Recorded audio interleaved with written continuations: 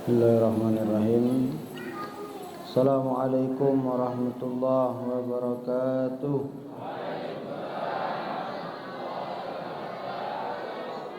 Allahumma salli wa sallim wa barik ala sayyidina Muhammad wa ala alihi walhamdulillahi rabbil alamin. Rabbi a'udzu bika min hamazati syayatin wa a'udzu bika rabbi yahdurun ma ba'du. Rabbi israh li sadri wa yassir li amri wahlul 'uqdatam min lisani yafqahu qawli. Rabbi zidna ilman wa zidna ilman wa zidna ilman sadaqallahul azim. Al-mukarram al-muhtaramun, yang saya hormati para orang tua, guru-guru, para pemuka agama, pemuka masyarakat, para alim, para ulama, para kiai, para habaib, para setijah, para guru-guru mulia yang hadir, dan tentunya tanpa sedikit pun mengurangi rasa takzim dan hormat kami, namanya tidak bisa kami sebutkan satu persatu. Teriring doa, mudah-mudahan semua orang tua kita, semua guru-guru kita disehatkan oleh Allah Subhanahu wa taala. Umurnya dipanjangkan oleh Allah dan mudah-mudahan rezekinya diluaskan oleh Allah Subhanahu wa taala. Amin ya rabbal. Yang saya hormati Ketua Masjid Baitur Rahman beserta segenap seluruh pengurus dan jajaran yang sudah bersusah payah menginisiasi, merencanakan hingga melaksanakan kegiatan peringatan Isra Mi'raj pada tahun ini. Mudah-mudahan jerih payah seluruh pengurus dan Ketua PHBI Masjid Baitur Rahman diganjar oleh Allah Subhanahu wa taala dengan sebaik-baik balasan. Amin ya rabbal. Yang saya hormati bapak-bapak, ibu-ibu, para jamaah yang insyaallah semuanya dimuliakan oleh Allah Subhanahu wa taala. Para ketua-ketua RT yang berkesempatan hadir, para jamaah dari masjid dan mushola di sekitar Masjid Baitur Rahman yang insyaallah semuanya dirahmati oleh Allah Subhanahu wa taala. Amin ya rabbal. Puji syukur alhamdulillah malam hari ini kita bisa bermuajahah dalam rangka memperingati Isra wal Mi'raj Nabi Muhammad sallallahu alaihi wasallam. Setelah tadi sebelumnya kita dihibur oleh dua hiburan yang luar biasa. Satu dari hadroh Masjid Baitur Rahman.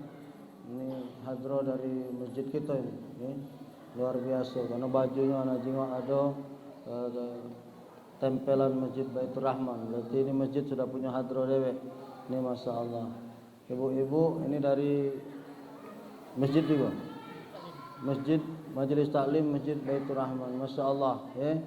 Ini masjid luar biasa Pak Ketua. Punya hadroh, punya rebana. Artinya disemarakkan, tak payah lagi nak undang dari luar. Karena biasanya kalau ada hadroh manggil dari luar. Ini sudah ada dan masing-masing sudah menampilkan penampilannya dengan penampilan terbaik. Walaupun tadi sebenarnya habis maghrib saya sudah dengar ibu-ibu ini nyanyi. Karena saya habis maghrib tadi ngisi di masjid Mi'rajul Haq di Hulu Balang 2. Jadi suara ibu-ibu itu sudah nyampe ke musola sana tadi. Makanya tadi anak tidak ceramah di musola sana, anak dengar ibu-ibu hafal kalau aku lagu kamu tadi. Sampai ke musola Mi'rajul Haq sana. Masya Allah, dengan suaranya luar biasa. Kita doakan mudah-mudahan ibu-ibu sehat selalu. Amin ya rabbal. Karena ibu-ibu ini kalau tampil tak baca sebenarnya sikok dua lagu. Tadi itu cuma sekedar di ujung penutupnya baik. Kalau nyanyi sudah sekaset dari tadi itu aku tahu. Karena kalau ibu-ibu cuma selagu tak balik modal dengan bedaknya, tak bu? Ibu-ibu ini nyiap kena tampil, inilah dari asar tadi mandi. Lah bedak, lah babang bibo, tak? Kalau cuma selagu ngamuk dia Pak, diuntal ke kalau kamu yang main. Karena yang ngerami ke dunia ni ibu-ibu ni lah. Kalau kata ibu-ibu dunia tidak rami. Terima kasih ibu-ibu hiburannya. Mudah-mudahan ibu-ibu Robana Masjid Baitur Rahman disehatkan oleh Allah Subhanahu wa taala. Jangan lupa seragam tuh kalau masih belum dibayar lunasilah. Karena ibu-ibu ini kalau seragam galak kredit biasanya ya. Tapi ini tidak kejingoan caknya lunas kalau soalnya agak terang warnanya. Kalau dia warnanya agak redup ngutang itu biasanya. Bapak, ibu-ibu, para jamaah yang dimuliakan Allah, para orang-orang tua kami, saya mohon maaf izin duduk di atas Pak. Saya sudah 10 hari lebih terjatuh dari trotoar. Ini alhamdulillah sudah bisa jalan dewek. Kemarin di gopong-gopong saya sama kawan Kemal sama Laskar. Saya jatuh dari trotoar. Ini kaki sampai hari ini sudah lumayan kecil. Kemarin pecah gajah kaki ini, tidak bisa berjalan. Tapi namanya amanah, minta Isra Mi'raj ini sudah 2-3 bulan yang lalu. Aku tak perlu tahu kalau nak nyampak. Kalau tahu tak aku terima Pak Isra Mi'raj. Aku nak istirahat kan, cuma tak tahu. Namanya kita terjatuh. Dan alhamdulillah jamaah masih tetap mengharapkan kita hadir. Akhirnya saya bilang bisa anak hadir, tapi minta siap ke kursi. Karena kalau berdiri saya belum bisa terlalu lama untuk bisa berdiri. Ya, jadi biar ceramahnya agak lama dikit, saya harus disiapkan kursi. Dan alhamdulillah malam hari ini pengurus masjid sudah menyiapkan kursi goyang. Nah, ini baca goyang-goyang Pak. Baru inilah aku sudah 11 hari sampai 12 hari ceramah. Mantep, main bedinjo kursi Pak selama ini. 12 hari aku sudah berceramah ini pakai kursi juga lah, foto aku di Instagram itu. Di Aceh bergerak, ada yang kursi kecil main ini be tekekeng aku. Iya, ada yang tinggi nian macam ini, kaki ngantung. Nah, alhamdulillah ini dinaik ke pacak, diturun ke pacak. Pacak goyang kanan, pacak goyang kiri. Oh, subhanallah. Terima kasih kepada pengurus masjid yang sudah menyiapkan kursinya. Insyaallah mudah-mudahan diganti oleh Allah dengan sebaik-baik balasan. Amin ya rabbal alamin. Bapak Ibu para jamaah yang dimuliakan oleh Allah, terima kasih atas semua sambutan. Saya tidak datang sendiri, bersama kawan Kemal Pak. Ini anak-anak muda biker maghriban. Jadi kami setiap Rabu malam Kamis itu berkeliling dari satu masjid ke masjid, berkeliling dari satu kota ke kota pakai motor. Jadi dari satu musola ke musola, masjid ke masjid, dan tadi di musola Mi'rajul Haq. Alhamdulillah, kaget mudah-mudahan sampai rombongan BM ini ke Masjid Baitur Rahman atas izin Allah Subhanahu wa taala. Bapak Ibu yang dimuliakan oleh Allah, yang pertama banyak-banyak bersyukur dalam hidup ini, Bu. Apalagi nikmat sehat, Bapak Ibu masih sehat galau, Ibu-ibu rebana masih sehat, masih baca nabu beduk tu berarti sehat, berarti Ibu. Alhamdulillah. Karena memang nikmat sehat ini belum terasa kalau kita belum sakit. Ana baru sakit kaki, repotnya bukan main. Ternyata nikmat sehat ini luar biasa Pak. Pacak berjalan, pacak kemana-mana itu luar biasa. Maka selagi kita diberikan Allah nikmat sehat ini, ucapkan alhamdulillah. Beriring salam dan salawat tercurahkan kepada junjungan kita, suri tauladan umat, sosok manusia yang paling agung, kekasihnya Allah Subhanahu wa taala, baginda Rasul sallallahu alaihi wasallam, pada seluruh keluarganya, para sahabat-sahabatnya, dan insyaallah kita semua para pengikutnya hingga akhir zaman. Mari kita berdoa kepada Allah, mudah-mudahan kelak di yaumul mahsyar kita semua akan mendapatkan syafaat dari Rasulullah sallallahu alaihi wasallam. Allahumma salli ala sayyidina Muhammad wa ala ali sayyidina Muhammad. Bapak Ibu yang dimuliakan oleh Allah, tadi pembawa acara sudah menyampaikan tema atau judul Isra Mi'raj pada malam hari ini, tapi terus terang ana ada apal, panjang nian temanya tadi. Ana cuma ingat di ujungnya baik, memperbaiki kualitas salat kita.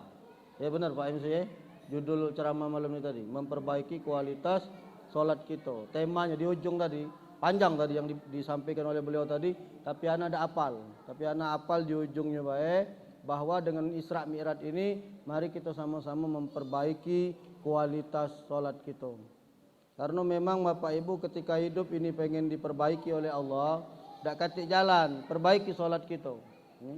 Karena memang peristiwa Isra wal Mi'raj, peristiwa yang diturunkan, yang di malaikat Jibril diturunkan oleh Allah untuk menjemput Rasul itu menerima perintah salat, Pak. Artinya memang salat ini menjadi bagian yang paling penting. Makanya kemarin ketika Indonesia terjangkit musibah COVID-19, banyak orang-orang yang kemudian mendadak menjadi kiai, mendadak menjadi ustadz. Awak tidak ngerti perkara hukum, nak ngomong perkara hukum. Padahal Rasul sudah kasih tahu, kalau sesuatu diserahkan kepada yang bukan ahlinya, tunggulah kehancuran. Kita ini manusia kadangan, kalau dengan hukum manusia taatnya bukan main. Tapi kalau dengan hukum Allah, terkadang kita ini abai. Pak ustad-ustad ini, ustad ini, lah bebuwe-buwe mulut kami ngomong, lanang tino yang bukan muhrim tak boleh bersalaman. Masih wong cai tak boleh bersalaman. Giliran Covid datang, takut galau salaman. Tidak payah lagi kami nak nyuruhnya. Selesai. Tidak susah lagi. Kenapa? Karena kita disuruh tidak bersalam-salaman. Nurut kita dengan aturan manusia. Tapi dengan aturan Allah, kita abaikan. Itu yang kemudian menjadi masalah Bapak Ibu. Makanya kemarin kami agak sibuk ketika awal-awal tahun 2019 ketika Covid datang. Itu para ustadz itu untuk menentukan satu hukum itu perlu rapat Pak. Beristima, mengeluarkan kitab. Apa alasannya, ditinjau dari segi apa. Baru kemudian datang hukum. Nah kemarin itu ampun, mendadak banyak orang-orang yang kemudian berubah menjadi para ulama, berubah menjadi para kiai, padahal mereka sendiri sebenarnya tidak punya kapasitas tentang itu. Makanya akibatnya banyak solat-solat kita ini yang sudah rusak. Maka benar tema pada malam hari ini, perbaiki solat kita melalui peringatan Isra wal Mi'raj Nabi Muhammad sallallahu alaihi. Kenapa solat ini perlu diperbaiki? Karena solat ini menjadi bagian yang penting Pak. Bapak perhatikan coba. Seluruh perintah di dalam agama ini yang bawanya malaikat Jibril kalau Pak turun ke bawah. Cuman sikok perintah yang Rasul dibawa ke pucuk. Perintah haji, malaikat Jibril bawa firman dari Allah sampai ke dengan Rasulullah. Perintah puasa, ya ayyuhalladzina amanu kutiba alaikumusiyam, itu malaikat Jibril bawa firman dari Allah sampai ke dengan Rasulullah. Atimul hajja wal umrata lillah, perintah haji dan berumrah, malaikat Jibril bawa firman dari Allah sampai ke dengan Rasulullah. Tapi perhatikan perintah solat Pak. Malaikat Jibril turun dari langit ke bawah, nemui Rasulullah. Rasulullah diajak oleh malaikat Jibril, langsung dipanggil ke Sidratul Muntaha. Allah pengen ketemu langsung sama Rasulullah sallallahu alaihi wasallam. Makanya ini menjadi bagian penting bagi kita. Kalau yang paham dan mengerti dia tahu, berarti solat ini perintah yang luar biasa. Kalulah bos, kalulah pimpinan nak nyampaikan sesuatu tidak diwakil ke dia pengen ngomong langsung, berarti itu berita yang sangat penting, Pak. Kalau sudah pimpinan dia menyampaikan satu berita atau satu pesan, dia pengen panggil langsung dan pengen ketemu langsung dengan wong yang nak dijuk pesan, itu menandakan bahwa pesan itu adalah pesan yang luar biasa. Pesan apa yang Allah panggil Rasulullah langsung menuju Mi'rajul Sidratul Muntaha? Perintah melaksanakan salat 5 waktu sehari semalam. Setelah sebelumnya salat ini 50 waktu sehari semalam. Jadi Rasul waktu naik ke pucuk Pak, turun di langit ketujuh ketemu Nabi Allah Ibrahim. Kata Nabi Allah Ibrahim, ya Muhammad, apa yang diwajibkan pada engkau dan umatmu? Kata Rasulullah, aku dengan umatku suruh salat 50 waktu sehari semalam. Turun lagi Rasul ke bawah.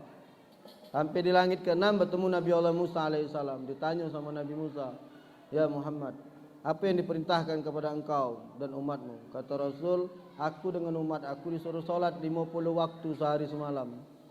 Kata Nabi Allah Musa geleng, ya Muhammad, naiklah engkau minta pengurangan dari Allah. Tak bakalan sanggup umat kau 50 waktu. Karena Nabi Musa sudah jajalnya Pak, umatnya ibadat cuma sepekan sehari. Itu baik lagi tak tegawe. Mangko kita sehari nak 50 kali. Kalau sehari 50 kali, orang ibu-ibu tadi main rebana. Lah bayang ke bayang 50 kali. Baru nak nabu ajan. Baru nak nabu ajan. 50 kali, bagilah 24 jam. Setiap berapa jam sekali ajan, 35 menit ajan, 30 menit ajan. Baru nak bergantian dengan budak hadro ajan, norong. Aku baru nak ceramah ajan. Berhenti kita salat. Tapi subhanallah Pak, ni bulak-balik Rasul dari 50 tadi jadi 5 waktu Pak. Itu Nabi Musa ngomong, ya Muhammad, naiklah minta pengurangan lagi. Kata Rasul, lah malu aku Musa. Dari 50 lah jadi 5, jadilah. Tiba-tiba ada suara dari langit Pak ngomong, ya Muhammad, 5 waktu yang kalian lakukan bersama umatmu tetap ku ganjar 50 waktu. Ini hebatnya umat Nabi Muhammad nih Pak, Bu. Ngawe ke cuman 5, tapi bolehnya 50 tetap. Saking kasihnya Allah ini dengan umatnya Nabi Muhammad sallallahu alaihi. Begitu pentingnya perintah solat ini, dipanggil lah Pak naik ke pucuk. Rasul nerima perintah solat. Makanya Rasul katakan awalu ma yusabu abdul yaumul qiyamati as-shalah baina sunnah kullu wa in fasadat sa'iru kullu. Amal ibadah kita yang pertama kali dihisab oleh Allah itu salat. Bagus salatnya, bagus amal ibadah yang lain. Rusak salatnya, rusak amal ibadah yang lain. Makanya Bapak Ibu, ada anak setan iblis. Iblis ini ada 9 anak Bapak Ibu. Iblis ini dalam kitab Maraqil Ubudiyah karangan Syekh Nawawi Al-Bantani punya 9 anak. Masing-masing punya tugas yang beda-beda. Salah satu anak iblis yang goda orang yang sedang solat ini namanya khinzib atau khanzab. Apa gawe khinzib atau khanzab ini? Dia masuk ke sela-sela saf orang yang melaksanakan solat. Makanya Rasul kalau sebelum ngimam, Rasul biasa ngimam berdiri Pak. Sebelum Rasul ngimam Pak, Rasul membalikkan badan.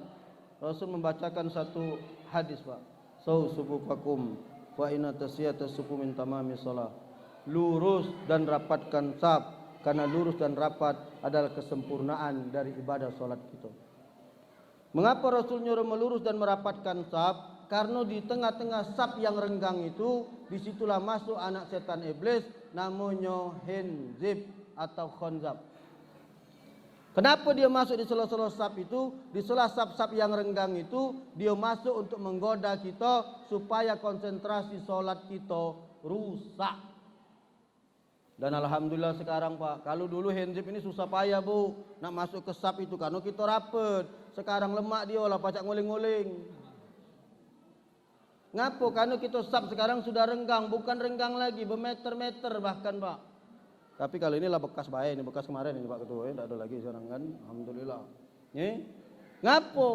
Karena kita ni tidak konsekuen, kita malu dengan Allah Pak. Solat cuma 5 menit nak berenggang-renggang, giliran yasinan rapet-rapet.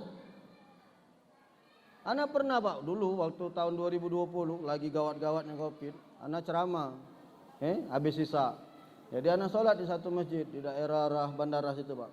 Ana solat. Sikok di sini, cain lah maksud Pak. Sikok di sini. Renggang-renggang dia salat. Ana salat Pak biasa. Ana masuk tetap rapat.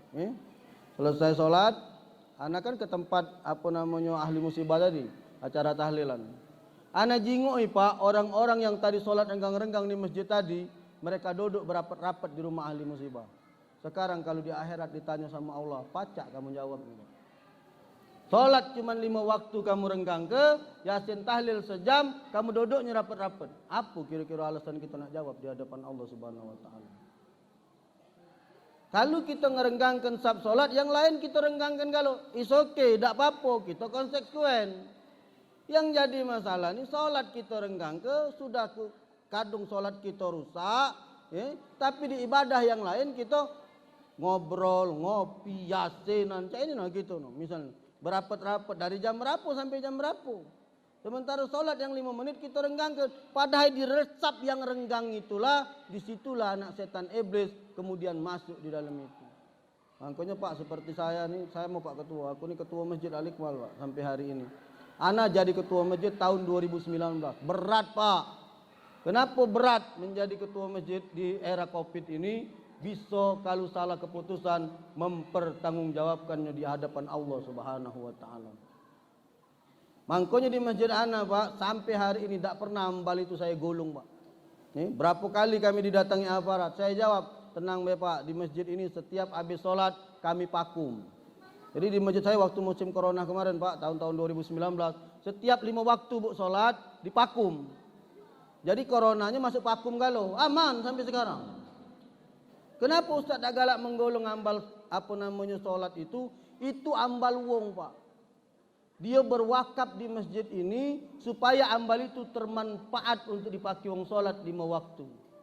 Kemudian ambal itu kita golong. Kalau kaget di akhirat dia tuntut kita di hadapan Allah Subhanahu Wa Taala. Kira-kira apa yang nak kita jawab di hadapan Allah Subhanahu Wa Taala? Jangan kamu kira jadi ketua masjid ni lemak, dilema. Kita bentang wong ribut. Kita golong wong ribut, makanya aku ambil keputusan gaji marbot kita naikkan, ambal tetap kita bentang, pakum setiap jam solat. Aman kalau virusnya tergolong, yang berwakaf berjalan, kita pengurus masjid aman. Kan dalam mengambil keputusan Pak jadi ketua masjid ini ribet Pak urusannya. Ribut wong Pak, jadi kena urusan kita tanggung jawab di hadapan Allah Subhanahu wa taala. Saya ngambil keputusan dulu Pak, berat memang Pak, berat. Kenapa tidak berat? Kita ketua. Ana ambil keputusan semasa Covid. Sekarang kata cerita lagi Pak, sekarang kan aman, di mana-mana sudah aman galau. Kalau kamu sampai sekarang ngerenggang kesap, memang kamu nih yang nak renggang berarti. Karena sekarang sudah aman galau Pak, tak kata lagi, pemerintah sudah ngatokan, Pak Luhut kan di dalam videonya nyampaikan sekarang tidak usah terlalu takut, biasa-biasa baik. Yang penting kalau kita sakit minum obat, istirahat di rumah. Itu baik, tidak usah terlalu ekstrim. Dulu ini anak ini cerita 2019, 2020. Dulu anak ambil kebijakan SAP tetap rapat, tetapi setelah sholat sama sebelum sholat kita mencar. Jadi misalnya datang sholat kan masjid ini jarang Pak, penuh Pak, apalagi sholat 5 waktu.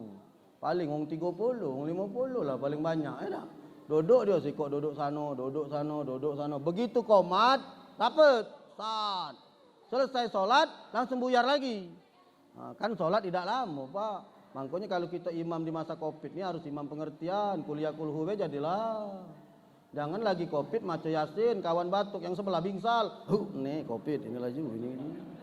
Laju ini. Ya kalau kita nak jadi imam itu pengertian Pak, ini lagi masa pandemi. Harusnya kita ketika jadi imam yang ngerti. Anak selama pandemi tidak pernah baca Pak, kuliah kulu. Ina atau ina kal kausar itu baik. Ya dah. Ini lagi masa pandemi maca Yasin. Kawan 3 ikut batuk beda kosok lagi yang sholat nih Pak. Kau laju ini Covid, ini pecahnya. Kenapa berat Pak tanggung jawabnya di hadapan Allah? Kita berani ngomong kita tidak mengerti soal hukum. Kita berani ngomong kita tidak tahu efeknya kayak di akhirat. Makanya kita harus hati-hati Pak. Itu bebannya sama siapa? Sama ketua. Tadi kan judul ceramahnya sudah benar Pak kita. Memperbaiki kualitas sholat kita. Maka kita harus perbaiki kualitas sholat ini sebaik-baiknya. Kenapa? Awalu ma yuhasabu abdul yaumul qiyamati as-shalah. Faina sunnah kuluhu wa in fasadat sa'iru kuluhu. Amal ibadah kita ini yang pertama kali dihisab oleh Allah itu sholat.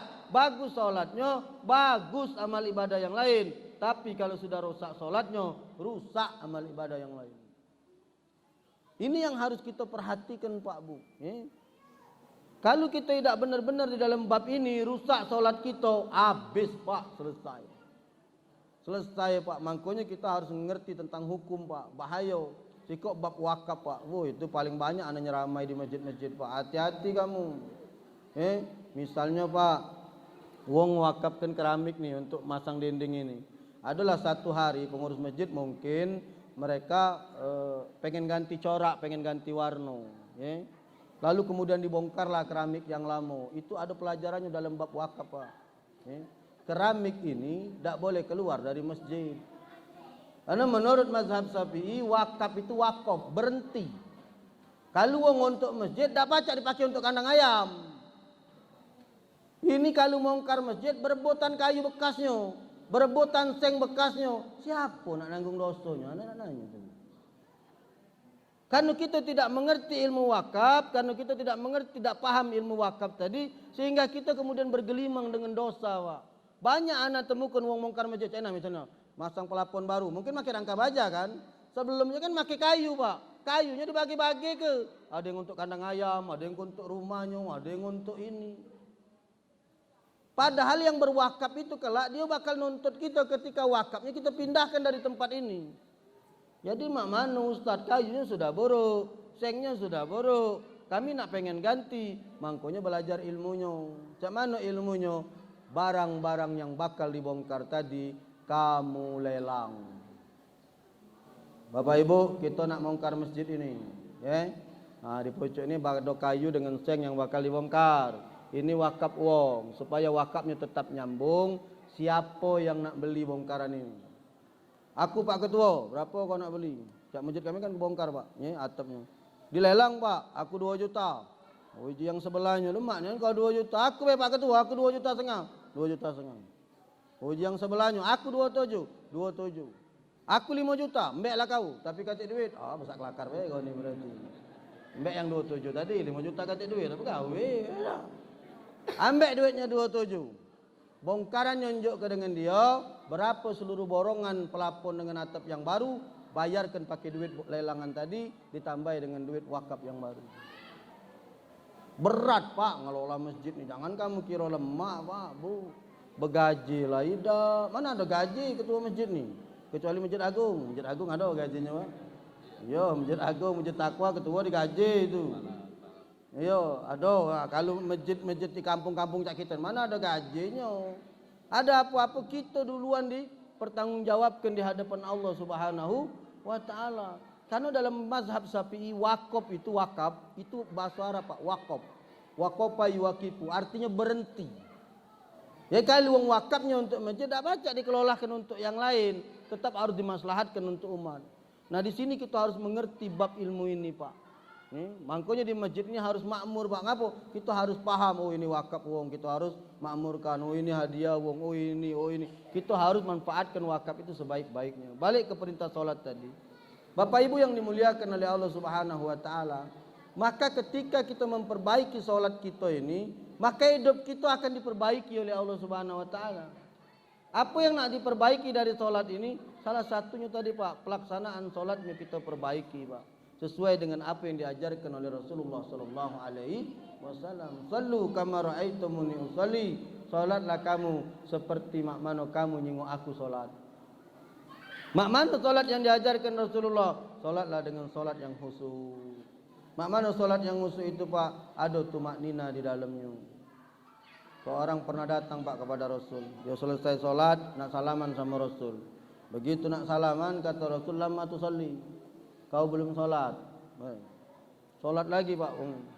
Selesai salat nak salaman lagi dengan Rasul. Lamma tusalli. Kau belum salat. 3 kali wong ini nak salat, nak salaman dengan Rasul. Lamma tusalli. Kau belum salat. Kata pemuda ini ngomong, "Ya Rasulullah, sungguh aku tidak mengerti salat yang lebih baik dari ini." Apa kata Rasul? Kau tuh salat pecah ayam makan.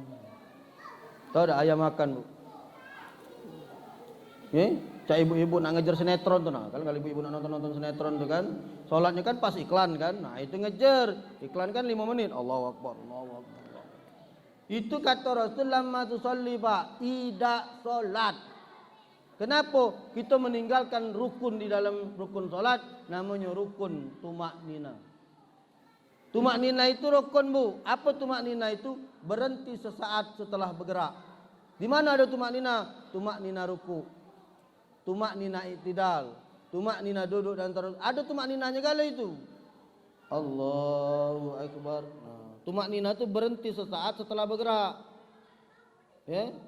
Baru kita bergerak. Sami Allah liman hamidah. Berhenti dulu. Rabbana walakal ham.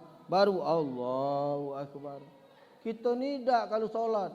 Allah. Kadang belum nyampe Pak ini nih. Lah tegak lagi. Allahu Akbar. Allah. Apa dia ini? Itulah kata Rasul, sholat seperti ayam makan tadi Pak, pecah ayam matu. Yang macam ini sholatnya Pak habis baik sia-sia, selesai. Makanya wajar kalau kemudian hidup kita ini jadi susah. Hidup kita ini apa namanya macam ini Pak, kalang kabut. Ngapa? Sholat kita rusak. Apalagi Ustadz yang nak dibenari waktunya. Tadi saya membahas dalam Bikir Maghriban, amal yang dicintai oleh Allah. Sahabat bertanya, "Ya Rasulullah, amal apa yang dicintai oleh Allah?" Qala Rasul sallallahu alaihi wasallam, "As-shalatu ala waqtiha." Rasul menjawab, salat tepat pada waktunya. Sebaik-baik salat di awal waktu itu di masjid berjamaah. Makanya saya selalu mengatakan kepada pengurus masjid, jadilah pengurus masjid yang mampu memakmurkan masjid. Bapak pernah tak ke Jogokarian Pak di Yogyakarta? Masjid di dalam kampung, tapi raminya luar biasa Pak. Di masjid ini ditulis Pak di spanduk di depan itu, hilang motor baru, hilang motor diganti motor baru, hilang sendal diganti sendal baru. Kenapa? Pengurus masjid mengasih kenyamanan kepada jamaah. Di Jogokarian itu Bu, Pak, kalau hilang sendal diganti dengan sendal baru Pak. Kalau di masjid tempat kita ini hilang sendal, ngelapor pengurus masjid malah kena marah. Pak hilang Pak sendal aku. Salah kau naruh masing-masing. Mana wong nak betah sama yang 4 kita Pak? Hilang motor Pak, diganti dengan motor yang baru. Itu masjid kalau subuh Sabtu Ahad pecah pasar Pak. Ngapo? Mereka menyiapkan 1000 pack makanan gratis. Setiap subuh Ahad dengan subuh Sabtu, jemaah habis salat subuh langsung diajak makan gratis. Namanya pasar rakyat. Oh, hidup nian Bu masjid itu Pak. Masjid itu hidupnya bukan main. Kenapa? Karena pengurus masjidnya kreatif. Mengajak para jamaahnya bagaimana supaya mereka galak berinfak. Dan keunikan Masjid Jogokarian ini saldonya selalu nol, Pak Ketua. Tidak pernah ada saldo dia. Pokoknya saldonya nol. Kapan pengumuman? Nol. Tapi kegiatannya luar biasa. Pengajiannya, taklimnya, makan gratisnya, yang lainnya. Beda dengan masjid kita. Saldonya ratusan juta, pintu tidak kati kuncinya. Saldonya ratusan juta, di kamar mandi tidak kati temboknya. Kapan kita nak kencing, nak bercebok, mana temboknya? Tidak kati. Kapan kita nyingok saldo? 100 juta. Mati Pak ketua masjid. Bengep Pak.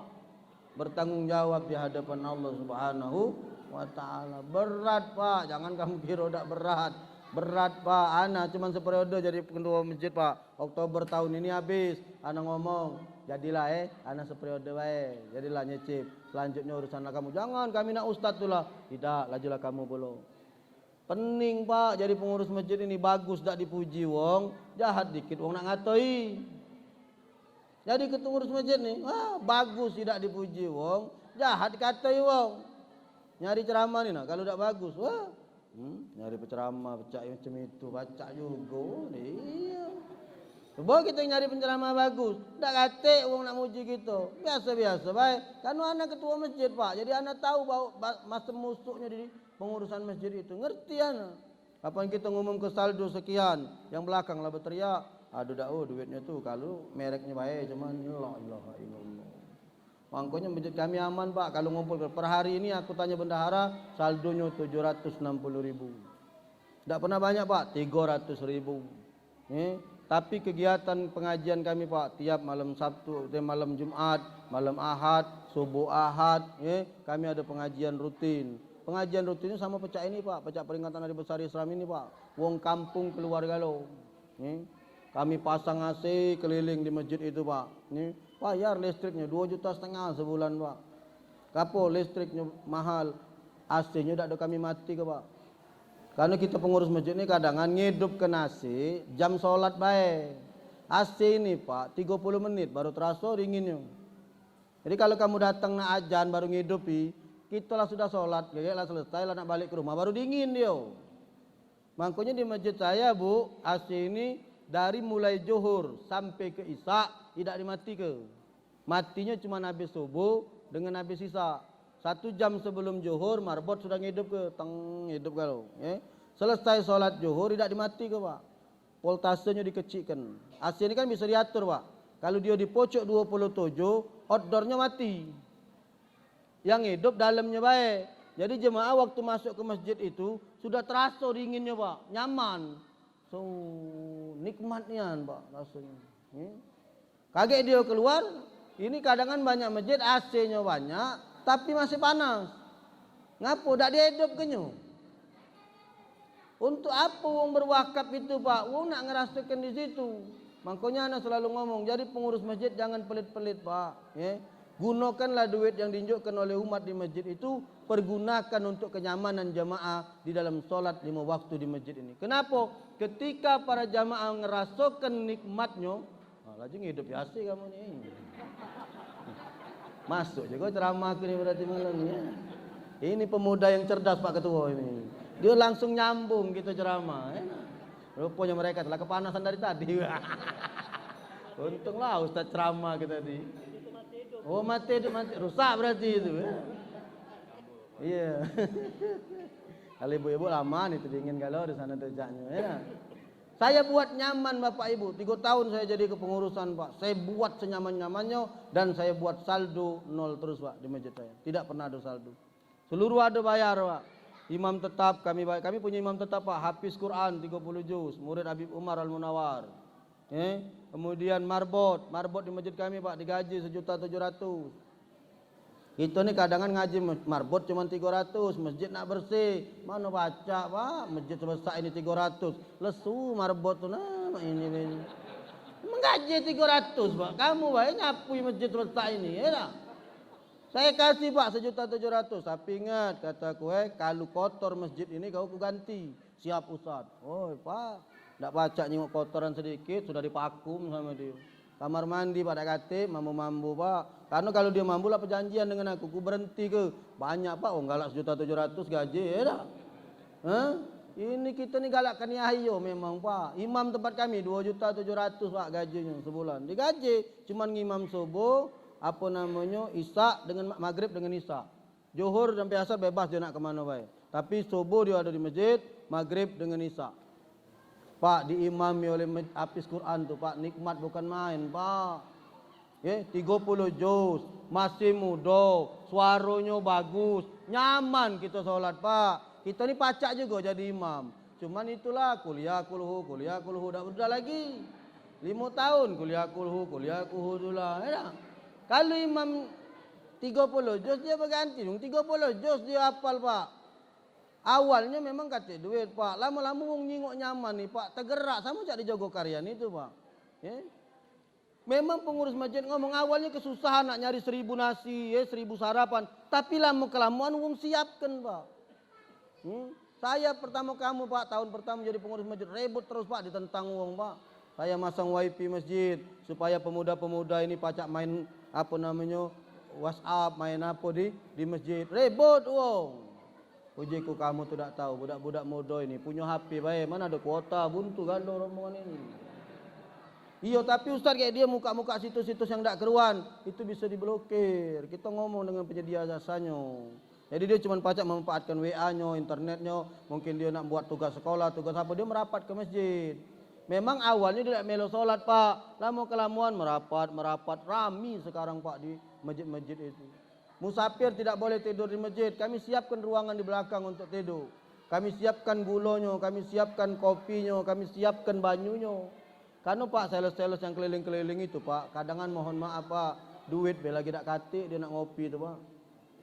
Kopi di warung lumayan Pak, 5.000 kalau nak ngopi di luar ya tak. Ngerti kami siapkan Pak. Apalagi masjid-masjid di pinggir jalan, cak Masjid Munawwaro, memang harus kreatif pengurus masjidnya Pak. Banyak musafir yang akan memanfaat. Kalau aku ni dalam lorong Pak masjid aku di belakang apa namanya di Batu Hitam itu masuk belakang kantor Pos Giro. Masjid Al-Iqmal namanya. Di dalam masjid Pak, tapi banyak musafir ini memanfaatkan ngapa? Kami sediakan yang tempat mereka tidur dan beristirahat. Jadi mereka jam solat sama-sama Pak. Nak ngecas HP, nak mandi, kami bebaskan. Tak kata urusan ngapu. Kita unjuk dia suasana yang nyaman supaya mereka galak berjamaah di masjid. Itulah cara kita memakmurkan masjid ini. Kita pengurus masjid harus ramah Pak, wajib ramah. Kenapa? Pak, wong di mall-mall itu pacak rami, karena pengurus mall itu Pak ramahnya bukan main. Katik masker, cobalah datanglah kamu ke supermarket. Katik masker, rinjuknya masker Pak gitu. Tak katik masker, dinjoknya masker Pak disiapkannya. Ini Pak mohon maaf pakai masker. Di masjid ni kadang payah Pak, kita tak bawa masker, suruhnya keluar. Ngapa tak pakai masker? Keluar. Pak berapa sen lah Pak masker itu? 20.000 sekotak sekarang. Kalau dulu mahal Pak, 200.000 sekotak. Sejak Covid ni sudah reda, turun banting setir sudah. 20.000 belilah sekotak siapkan. Ada yang masuk tidak pakai masker, jangan diusir dia keluar, tetapi kita berikan masker. Ini pakai. Kalau kamu nak solat, silahkan masuk ke dalam, tapi tolong dipakai maskernya sesuai dengan anjuran pemerintah. Itu sebenarnya yang harus dilakukan pengurus masjid. Kalau ini kita lakukan, wong ngerasa nyaman, jemaah ngerasa lemak, maka mereka akan berbondong-bondong rami ke dalam masjid. Kalau masjid sudah rami, mudah mengumpulkan infak dan sedekah itu Pak. Dulu Pak di masjid kami 400, 500.000. Kalau Jumat ini, kotak celengan itu 400, 500.000. Sekarang Pak, 1.300.000, 2 juta. Ngapa? Mereka ngerasa kenikmatnya. Mereka ngerasa kenyamannya sehingga mereka pengen melok juga berdapat amal dari apa yang mereka sedekahkan. Dan di sini letak kekreatifan para pengurus untuk menjadikan masjid ini menjadi tempat yang paling nyaman bagi masyarakat sekitarnya. Ngapo? Nak memperbaiki kualitas solat ini, salah satunya memperbaiki tempat solatnya berjamaah di masjid. Mengapa berjamaah di masjid ini Pak kualitasnya luar biasa bagusnya? Karena solat berjamaah ini balasannya 27 kali lipat dibanding solat sendirian. Orang yang berjamaah di masjid, kalau ada salah sikok di antara jamaah ini, solatnya benar, maka yang lain dianggap benar Pak. Itu berjamaah nih 3 saf di masjid. Bacaan kita tidak benar, baca Quran tidak baca, tidak mahorijul huruf kita salah. Tapi karena kita melok jamaah, di antara jamaah ini ada sikap bacaannya yang baik dan benar, maka kita seluruhnya ini Pak 3 saf ini dianggap benar galau oleh Allah Subhanahu wa taala. Itu kehebatan solat berjamaah itu. Makanya kita benar-benar harus memfasilitasi mereka supaya mereka berkenan solat berjamaah di masjid. Buatlah mereka senyaman-nyamannya Pak, apapun yang harus dilakukan oleh pengurus masjid. Kalau mereka sudah ramai berbondong ke masjid, ngaturnya lemah. Ada undangan, tetangga nak ini tinggal ngumum ke baik. Ada kerja bakti, tinggal nunjuk tahu baik. Ngapa mereka sudah berkumpul? Mereka sudah mulai datang. Artinya kita nak ngarah kenapa? Sudah gampang, sudah mudah, sudah lemah. Nah, inilah yang harus kita perjuangkan sebagai pengurus masjid Pak. Makanya hikmah Isra Mi'raj ini sebenarnya mak mana caranya kita bisa menggerakkan para jamaah untuk mereka berbondong-bondong melaksanakan solat berjamaah di dalam masjid. Apalagi masjid sudah sebesar ini, masjid sudah rapi, masjid sudah bagus, AC-nya sudah banyak, artinya sudah tinggal kita memulai sedikit lagi baik, maka orang akan berbondong-bondong melaksanakan solat fardu berjamaah di masjid. Bapak Ibu yang dimuliakan oleh Allah Subhanahu wa taala, baiki tempatnya, baiki waktunya, perbaiki caranya, Pak. Bagaimana kita mengajarkan cara salat dengan baik dan benar? Buat majelis taklim, buat pengajian fikih sebulan sepekan sekali. Di sini banyak kiai Pak di bukit ini, Pak. Ada Kiai Haji Sarifuddin Yaakob, itu kiai besar galau, Pak. Ketua Dewan Hukum Masjid Agung, Pak, itu wakil imam besar Masjid Agung, Kiai Haji Sarifuddin Yaakob itu. Ada wak kami di agak ujung dikit, Kiai Haji Asmawi Abdul Malik. Itu kiai-kiai besar galau Pak. Cuma memang kadang di kampung ini, wong kalau sekampung dengan kita, ini kalau kita tak tahu Pak kalau dia itu kiai besar tu. Tidak kejingoan. Banyak kiai-kiai besar daerah Bukit sini nih Pak. Saya kenal daerah dulu ada almarhum Kiai Haji Makmun Ali. Ya kan? Lama meninggal beliau. Itu kiai besar galau Pak. Kita ni besar juga, besar kelakar. Itu kiai besar nian memang. Panggillah mereka, kiai, kami nak belajar fikih sepekan sekali. Belajar Pak mulai dari bab airnya, wuduknya, solatnya. Itu penting Pak. Ngapa banyak di antara kita berwuduk masih belum baik, berwuduk masih belum benar. Banyak di antara kita tidak mengerti tuntunan solat yang sesungguhnya. Takbir lagi ada 6 Pak. Allahu Akbar 1. Allahu Akbar 2. Allahu Akbar 3. Allahu Akbar 4. Allahu Akbar 5. Allahu Akbar 6. Takbir ada 6. Macam manalah kalau kita tidak belajar Pak kira-kira? Bukan tak munyang kepala kita. Allahu Akbar, naruh di sini, nyengok kawan sebelah naruh di sini, turun pulak ke sini. Jadi kawan sebelah naik ke pojok, oh jangan main-main ini, semayang apa-apa ujung. Tapi ketika kita belajar, pahamlah kita. Oh, menurut Imam Malik, meletakkan tangan ada di dada. Allahu Akbar. Nah, ini Imam Malik ini ngajar ke Pak.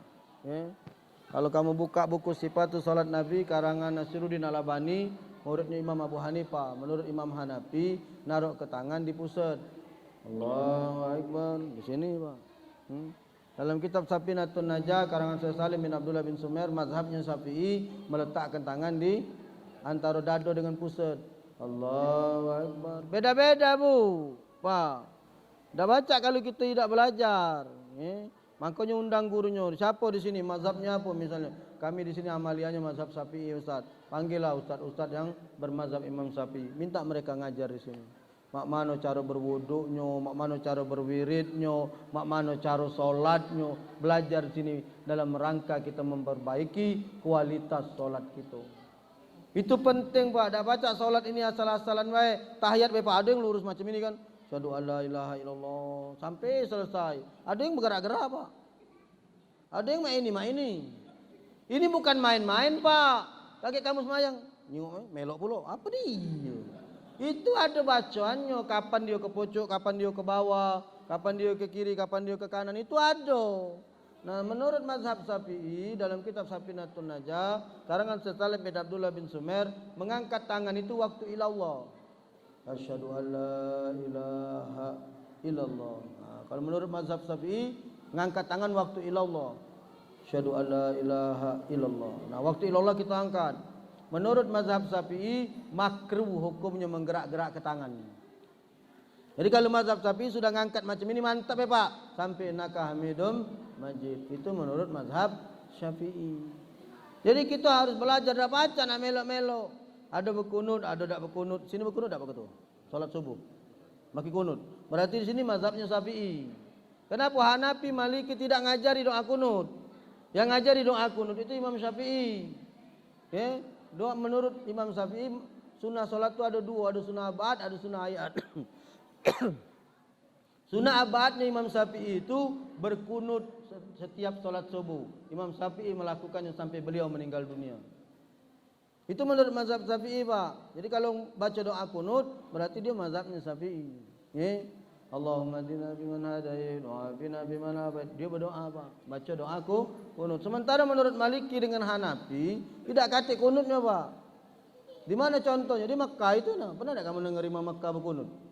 Mana ada? Bukannya di sana benar, di sini salah. Bukan. Di sini rata-rata belajarnya mazhab Syafi'i. Karena murid-murid Imam Syafi'i rata-rata melantaunya ke Indonesia. Sehingga kita paling banyak lah mazhab Syafi'i. Sementara Maliki dengan Hanafi di sana paling banyak di kota Mekah sana.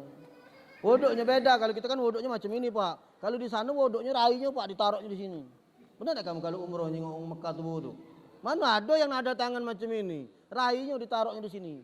Karena cara Maliki dengan Hanafi mah itulah berwudu.